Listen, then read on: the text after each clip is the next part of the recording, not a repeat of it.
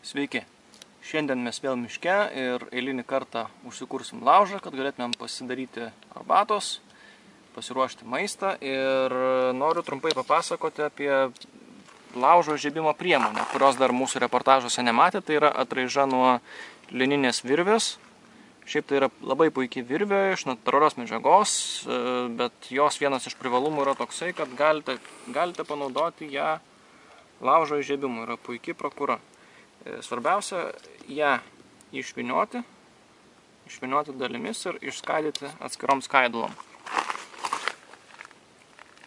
Tiesiog reikia sukti priešingą pusę, negu kad jinai yra susukta.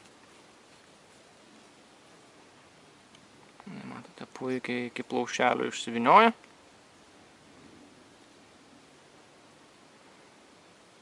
Ir va, pasiruošę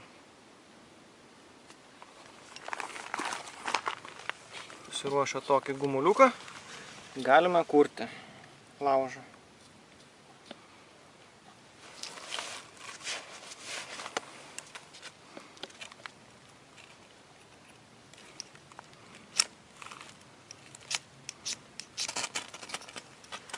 Labai gerai įsidega.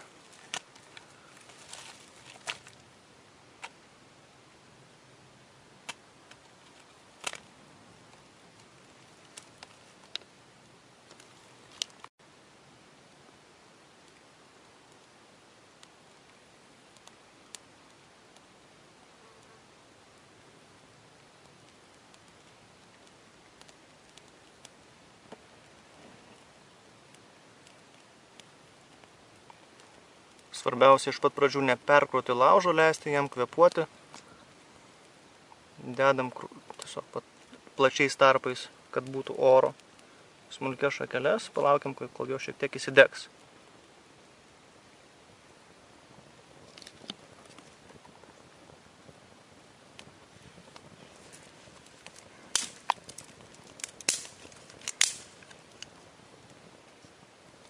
O tada po truputėlį pridedame stambesnių šakelių.